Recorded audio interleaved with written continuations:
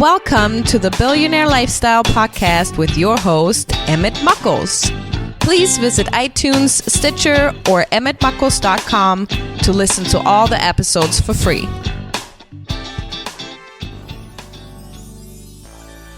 Ladies and gentlemen, welcome to the Billionaire Lifestyle Podcast with Emmett Muckles. Today is a day that you were given another chance. If you're feeling down, if you're feeling out, if you're feeling disconnected, start with gratitude. Start with giving thanks for the things that you are successful at, the things that you have that are good, and the things that you anticipate. We are the creators of our own reality if we can only understand, because we are human beings. We are people under the sun who have color. The sun reflects off us and gives us our color. That's why we are the hue. We are in the image of man, which is within itself and it's self-explanatory. But where we have issues, where we have problems, where we have roadblocks is the being part. That's why I have people on board that you could probably identify with to help you with the being part. Today, my guest is Silja Thor. Love this name. Now, many solopreneurs believe they have the only way to achieve is to work hard. Sometimes you have to have someone whose eyeballs are outside of yours so they can reflect what you need to do and give you a path. That person who is beautiful, awesome, and has an awesome aura, Ms. Thor. How are you? Hi, I'm great. Thank you so much for having me here today. I really appreciate that. See that gratitude. Thank you. Yeah, we were just talking about that, and it's just like something you said is so important in your life, and something has truly transformed mine. The gratitude is so important. So I love that. How you start the show. Yeah, and it's a and I go through these phases where I get out of it because you fall into a norm and you think everything is normal. But there is something about life that is so very important that most people don't understand. And it's a very simple concept. Everything is temporary. Yes.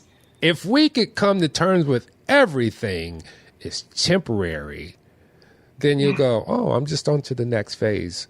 But we're so worried about things. We're worried about the status quo and the now. Especially with, business owners and small business owners, they are constantly worrying. And they are in a situation where change is inevitable. So let's go back. I'm going to ask you the one question that I ask every guest. What got you to now? Sorry, could you repeat that? What got you to now?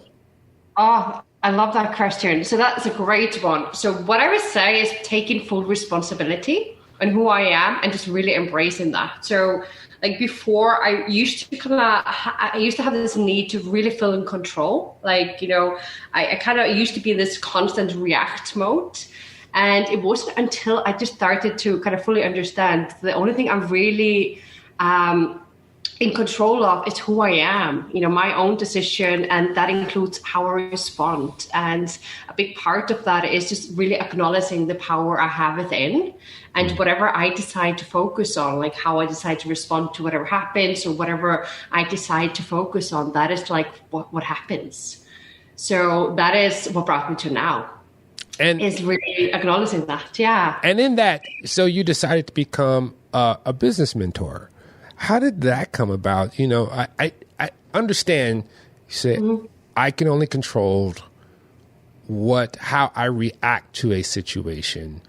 But what was the epiphany that said, I have this talent that I can better the world with by becoming a business mentor? Yeah. So I'm a serial entrepreneur. So I've actually had 9 businesses in total. And one of the reasons I decided to become a business mentor was actually during my divorce. So I became a single mom. Ooh. To my beautiful daughter, India. And it was kind of a painful experience at the time. And I was working really long hours. as a startup founder. We just recently got like investors on board. So it was like, so I was not working long hours, and it kind of hit me. I was going to India's daycare and I was picking her up. And I just realized, you know what? I'm usually the last one picking up my daughter and almost the first one dropping her at daycare. And it just became so painful. I realized I'm losing out on my daughter, and it was just no longer acceptable for me. So that was kind of like the aha moment, or the point to make me decide, okay, what shall I be doing? Like, I need to be able to have this flexibility and freedom to really focus on what matters in my life. And that is a big part is my daughter, that's, one of the most important things in my life. So I thought, okay, what shall I do? And because I'm a serial entrepreneur at the time, I was helping a lot of other entrepreneurs, and I was like, why don't I just do that? I'm very good at it, and it just felt right. So that is the honest answer why I became a business mentor. And because this is something that, where I am today, I spent so many years in trial and error. I used to struggle a lot. So I was like, okay, I'm also very passionate for other people not to go through the financial, emotional, and mental roller coaster I went through, because you don't have to do that. So that is how I decided to become a business mentor. It was painful moments in my own life, and I just didn't want other people to kind of go through the same. So I'm going to diverge here, because you brought up a point that is very new in our global landscape, which is our communities have been restructured because let's say 30, 40 years ago, there used to be a male who went out, earned the bacon, and a woman who built and took care of the family and didn't have to worry about this multitasking.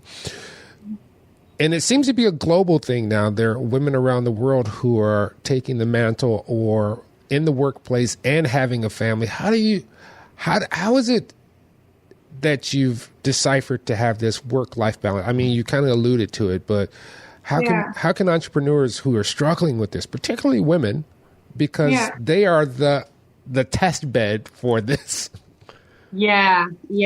So first of all, I'm Icelandic. So we are like one of the most gender equal countries in the world. So when I grew up, I had like a role model. Like my mom used to work and all of that. So for me, that is something which is very normal. But when I moved to the Netherlands, where I live right now, it's not as common. So it's kind of still in the development where, after women have children, they are starting to work more.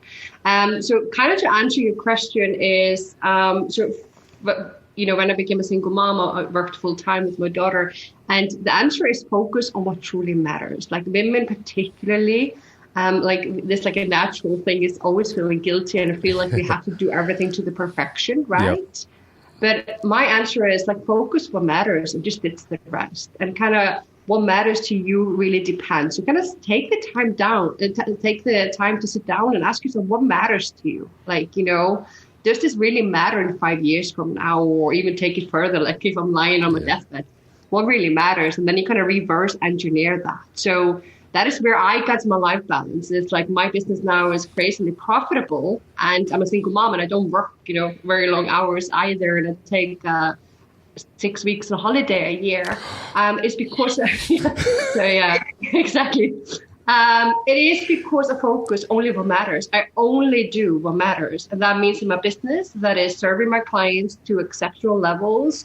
I focus only on needle moving activities that move me towards my goal, and everything else, like if it doesn't have a severe consequences, like, I do pay my taxes because otherwise I'll get in trouble, but everything else I just did. So, you said something really important. Yeah. And that you can take 6 weeks of holiday.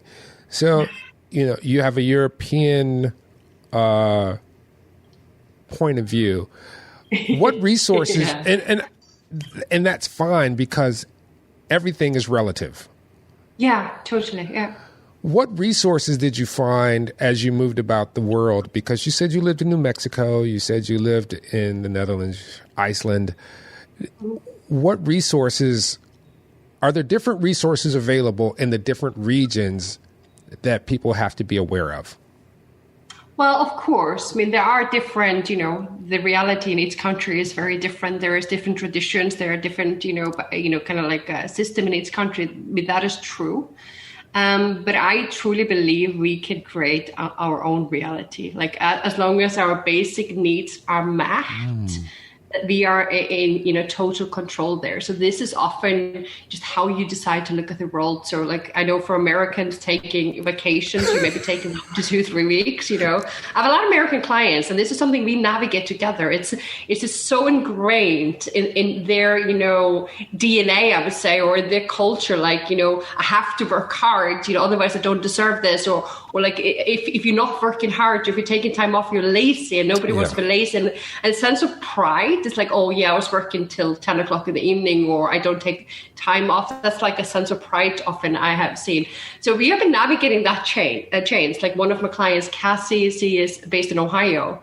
Now she started to take 6 weeks holiday. And what I've seen, like with her, my other clients, is they become more productive. They're actually bringing way more results into the business, because what happens when you take break, when you take time off, you can kind of tap into intuition, into what really matters, and you don't burn out, right? Yeah.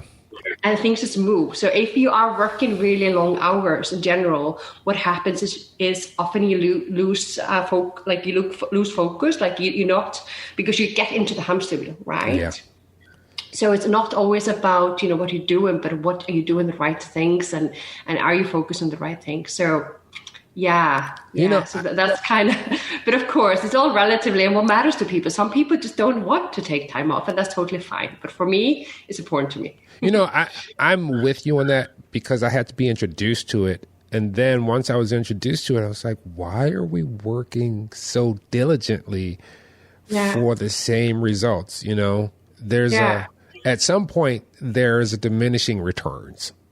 Yeah, exactly. Because you only have a capacity to really, like they did some research in the workplaces, and it showed only around 30 to 40%, of the time you're working, you're actually doing something. The rest you're kind of like mindlessly doing something and not really bringing results. They just introduced in Iceland last year, they reduced for the government, like everything, government run agencies and everything. They reduced the working week, I think, to 30 or 32 hours. Yeah. And what they found is the productivity levels went up. Yeah, I believe. And Iceland has a little bit of a mixture of a culture. Like Icelanders, we are more like Americans. We have very pride ourselves of working hard, very tough people. But that is what they found, and they were amazed by the results. Yeah, I found that out when the first time I went to Austria to work, and we had been working all week, and we went out on a Thursday night, and I was staying at a colleague's house, and I wake up in a panic at like 7:30. I'm like, I'm going to be late. And he's laying in bed, and he's like, what are you talking about? He was like, is there anything pressing that you have not finished? I was like, no. He's like, go back to bed. He's like, nobody cares. It's done. I was like, because, particularly in North America, we are ingrained with 40 hours minimum. Like that's it's not even enough. You should be working like 50, 60, 70 hours. Yeah, right? That's the low bar. And it really taints your view. But moving forward, you said you started all these businesses. You're a serial entrepreneur. Yeah. What lessons did you learn through that journey? Because, I've started businesses myself, and I was really ignorant. And it was as I made mistakes and corrected that I prospered. Yeah, definitely. So I've learned so many lessons. So I used to be like a typical American, like when I had my first business. I lived in Edinburgh. Like I started my first business in the UK. I moved to Edinburgh with it. And, I was in the office at 6 a.m. and I was at home around 10, 11 in the evening. Oh. And when I left Edinburgh after 2 years, I realized I didn't have a single friend in the city. Like I didn't know anybody because I was just working. So that's one of the hardest lessons I learned. It's like, it's not worth it. Like, it's not like, even though you love your business or you love what you do, it's just not worth to take away everything else in your life. We're meant to have this balance. Our life is supposed to be also interaction to, your friends and your family, and you should also do something that feeds your soul. So my biggest lesson is really like, what is really important, whether you're building your business or you're building a career, is really build that around you and not the other way around. So really, really tap into your why and your lifestyle desires, be very clear with that. And really having that space in your agenda to make sure that you are focused and stay away from that hamster wheel. Because when you are in that hamster wheel of constantly just doing for the sake of doing, you're probably just doing the wrong things, so you're not very productive. Yeah. But when you have a space, you can really tap into that zone of genius or, something. And that is where the magic really happens and the results and everything that moves you forward. So these are kind of the lessons that come in that, like I say, I used to work crazy hours. All my businesses, and it took me so many years to do that. And I remember when I was making that shift within, it was difficult. I felt so guilty because it was so ingrained to me to work hard. I had to work hard to, deserve it. Or if I had a day off, I didn't know what to do. I was not used to that. And then when I, started making money, I felt guilty if I wasn't really working hard for it, right? So it's like a correlation is, I wanted money, but then I need to work crazily hard of it. So I had to let go of all of that. So it's kind of like tapping into why do you want to work so hard, or why do you want to build your business, and what is the real reason? And kind of question all your limiting beliefs or all your beliefs. Yeah, that's a very important thing to do. We've recently, in the last 2 years, or a year and a half, we've had this global pandemic referred to as COVID. How has that affected your mindset, your client's mindset, and business overall from your point of view? Yeah, so that was a tricky one because when COVID, hit here in Netherlands, so I actually got COVID. I'm just skiing the Alps, and that's kind of how it spread to Europe. I was one of those who got it. But I was then at the time 100% with my daughter, India, still. So my ex-husband was very sick, so he couldn't be with her. So when COVID properly hit here in Netherlands, they closed down the daycares, and India was in the daycare, and I'm a single mom, and I had a business. Right. And they closed the daycare first for 2 months. And and then we weren't allowed to meet other people. So it was just basically me in India at home for 2 months, and I had a business to run, right? And she was at the time, she was 3 years old. So you can imagine how it is to run your business with a 3-year-old at home. I couldn't get a babysitter. So I didn't have, even if my family would be here, I wouldn't be allowed. So that was a really tough lesson. But what was remarkable during this 2 months, my business grew. Because that really, again, like what I say, like it really made me focus. So see, at the time she was taking naps for 2 hours a day. So I decided not to try to work when she was awake, because the first few days I tried to, and then we just created that horrible dynamic at home. And, I could only her attention span was short. So I only would work when she was asleep, like during her naps. And that was like 2 hours a day. And that really forced me, asking myself, what should I be doing? And my business doubled in those 2 months, in profit-wise and everything else. So that was that was a really important lesson to me, is being agile, really make sure that, just focus always what matters and reassess. And for my clients, a lot of my clients, their business almost collapsed, the whole world changed, the clients would stop coming. And it was this ability to trust yourself, but that is the only thing you can trust, right? Right. And being on top of it and being agile and, not putting your head in the sand, but actually, what are you going to be doing about it? So with that, what is the one thing that you see common, the most powerful piece of advice that you give your clients? What is the one most powerful piece of advice? Is tapping into the why. Always be having that in the forefront. So everything they do is just why are you doing this? Why is this important to you? So that's my biggest advice to my clients, because if they're not really clear on that, they are going to be all over the place. So really tapping into that purpose. So, social media is a big thing. Yeah. How is social media and digital footprint important for you and your clients? Does that make a difference? Because here's one of the things that I always look at. We're always seeing people want to gather, get more and more and more. But then there's this science or this theory that you only need less than 100 dedicated fans to run a successful business, especially if you're a solopreneur. Yeah. What are your thoughts on that? Do you need more, or do you just need like 10 faithful or 20 faithful or? It's a great question. I think less is more. I don't think you need a lot of clients. If you price and package and position yourself, correctly, particularly as a solopreneur, and you really build that around, both what you offer and also your lifestyle desire, you don't need a lot of clients or followers on social media to become very impactful. And when you do your social media content and your online presence, that you are strategic about it. So what I teach my clients, because, one of the things I teach my clients is how to build a profitable business around their life and not the other way around. A big part of that is, getting clients and becoming fully booked and, really pulling in the right client. So not any, but the right client. And one of that is the content on social media. And what I say is like a 3 aspect you need to be focusing on when you do your content or your social media post or your online presence. And the first one is like show people who you really are, show your real personality. Don't try to put on some sort of persona or something, different. Like give them the real experience immediately. Like allow people to see the real you, your flaws, all of that, So have that personality piece. And the second one is show your expertise, show your know-how and kind of weave that into your content as well. And the third one is like having that credibility, help your potential clients to see what kind of results they can get with you. So whether that is some sort of testimonials or some sort of success stories. And if you do this well, you might just need to do 2-3 posts a week. Yeah. Like it's all about, the quality over quantity. And doing it strategically on the right channel. So kind of think of it, where's your ideal client and where do you want to show up and how do you want to show up, and just do that in a way that breathes you. So that's kind of my answer. You don't need a lot of clients at all, and you don't need a lot of followers at all.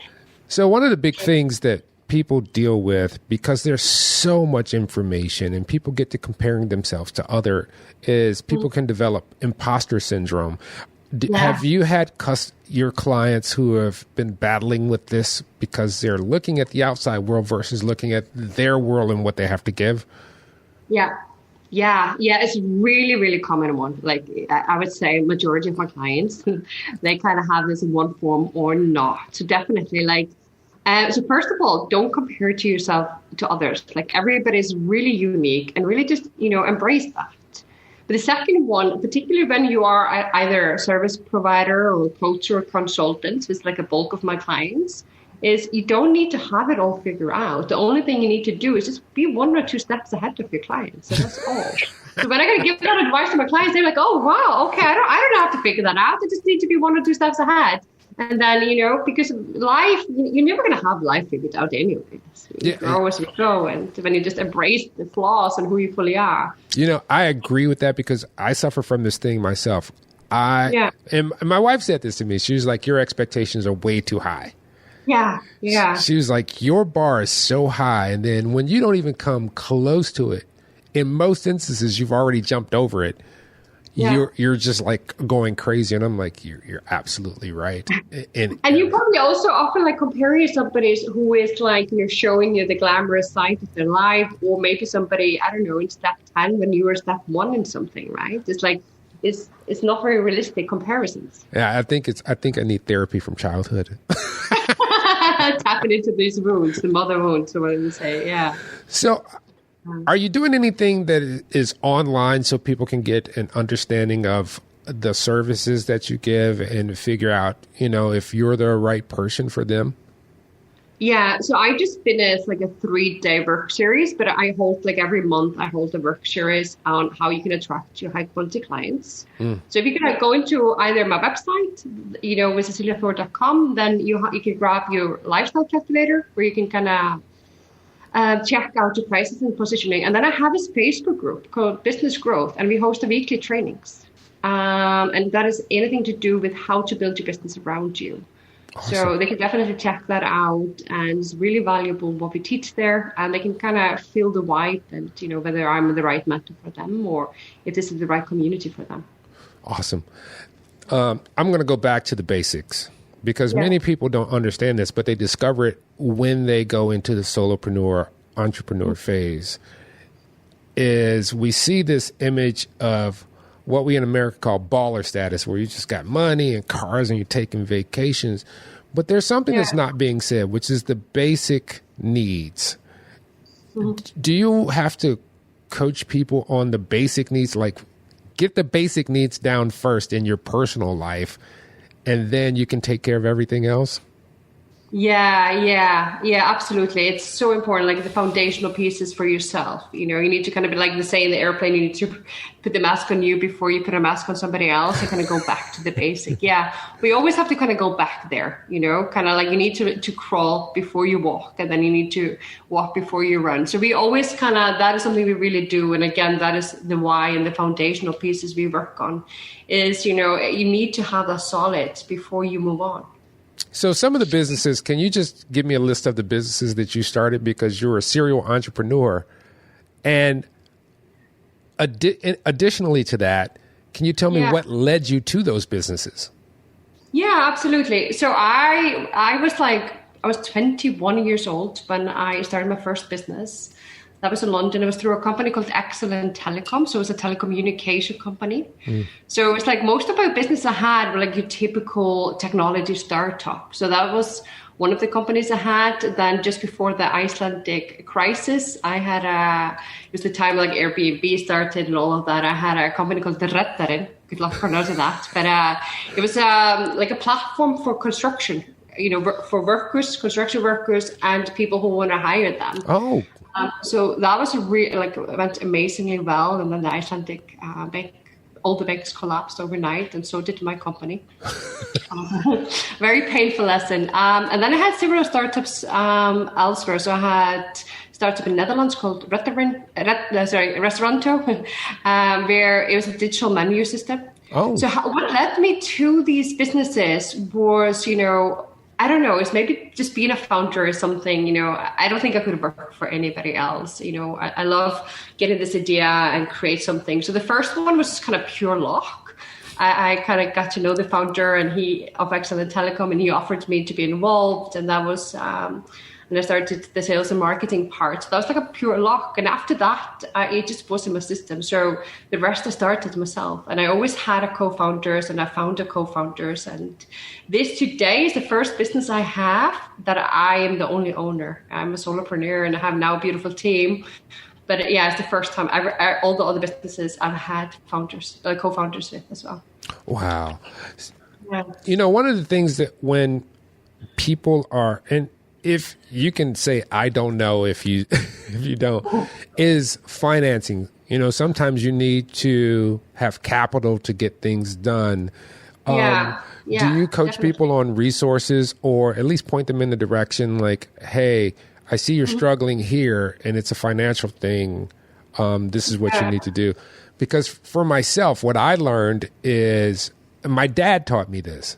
He was like, you do everything for free to get the information first, to hone your craft. He's like, once you get that, then you've set a small price to build yourself up. He's like, from there, take that money and invest in your company. Do not pay yourself. The company comes first. So what do you find are the financial challenges with some of your clients? Yeah, so my clients today, they are more like a solopreneurs who are coaches and consultants.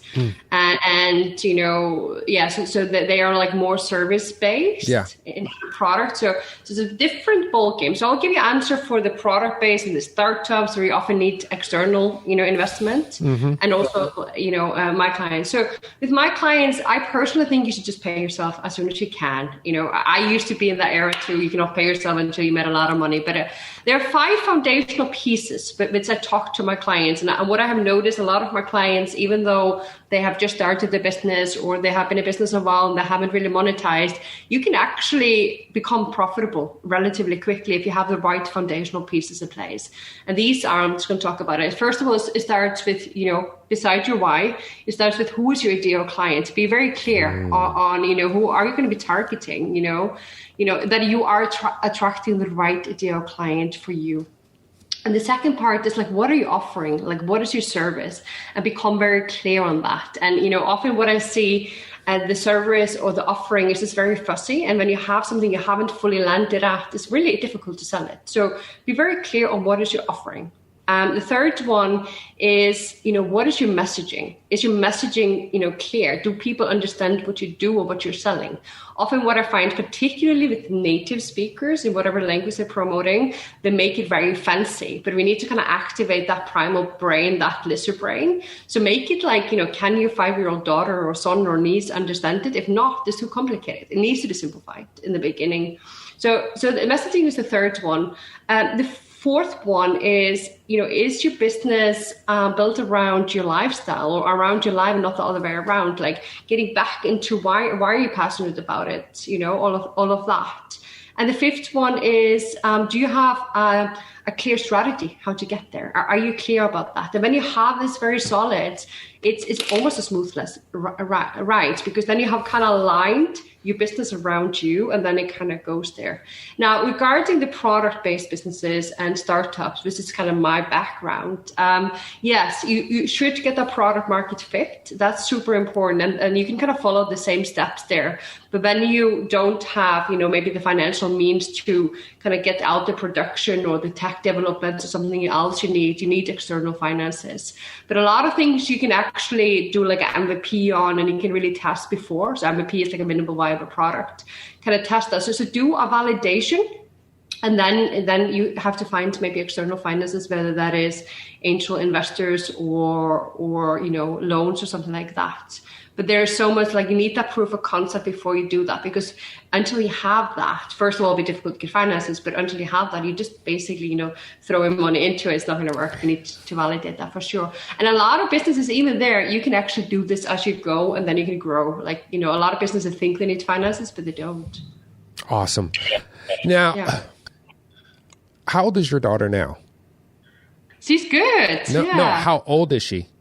Oh, how old? Sorry, that's not how it is. She's 4. She's 4 years old. She just started school in Netherlands. She started 4, so she's 4-year-old. So I know that must have been you have an addition of a responsibility that you have to take care of, and you're an entrepreneur. Mm-hmm. How did becoming a parent really affect the way your world of business, your views of business? Yeah, it has. Like, most of the business I had, I wasn't a mother. And I thought I was a very busy person before. I kind of realized when I became a mother, I didn't even have a concept of time before. What it really did is like, before when I had 5 minutes, I would say to myself, I don't have time to start this, or, I only have 5 minutes. But now when I have these 5 minutes, I'm like, oh my God, I have 5 minutes. I can actually do this. So it's all about the prioritization. It's like, I manage, I can be, I have this kind of like a pressure or something to produce faster. So I can really see that I'm way more productive after I got my daughter. And it also made me realize why I'm really doing this. Before I was kind of like, I'm going to be a millionaire, or I'm going to do this. And now that has kind of shifted. It's like, why do you want to be a millionaire? Or why do you want to do this? Or why do you want to create that impact? And I kind of realized it's more multifaceted. Like, it's also important that we enjoy it. And I noticed that with my daughter, I want her to have a good life. And for her to be able to do that, I need to spend time with her. Awesome. Yeah. Well, I want to thank you so much for being on the Billionaire Lifestyle Podcast. Thank you. It's such a pleasure to be here. Thank you so much for allowing me to be here, introducing me to your world. And yeah, it's been an absolute pleasure. How can people find you? They can find me on either Facebook or LinkedIn under Silja Thor. And that's spelled SILJATHOR. Yes. And then I have a website with the same name. Awesome. Yeah. Thank you so much. Ladies and gentlemen, this has been the Billionaire Lifestyle Podcast. Remember, we are trying our best. We are given free will, so you always have a choice. Sometimes the pathways or the results of those choices are uncomfortable and they affect us emotionally. try sometimes. You have to remove your emotion and look at it from a very fact-based standpoint. How will this affect me now? How will this affect me in 6 months? How will this affect me in 5 years? The 5-year mark is really important because sometimes we get so trapped in the now that we don't see the bigger picture. 5 years is enough time for you to be almost completely different. So looking at your choices is very important, and stepping back, limiting the emotion, looking at it for what it is versus from your heart. Now, I'm not saying don't use your intuition. I'm just saying sometimes you have to look at it from 2 points of view versus a singular emotional point of view and find out how it's going to benefit your life. Also, there's something that you have to do every day. Once you get out the shower, get out the bathtub, drop your towel, walk up to the mirror, and look at yourself in the God body that you were given. Look at the jiggly parts. Look at the moles. Look at the wrinkles because you've paid for them. They are yours. No one else can have them like you do. You are a human being. And I want you to get close to the mirror after you look at all those jiggly parts, and I want you to look directly in your eye, like buck your eyes and look in it and watch that little thing contract and expand, because it is like a nebulae in the sky, as above, so below. You are a fractal being. You are a billionaire. You were a billionaire 30 days after your inception. So live that life. If you don't think anyone loves you, look in the mirror and tell yourself, I love you. And if you need to hear it from an external voice, use my voice and hear this. I love you. I love you all. Peace.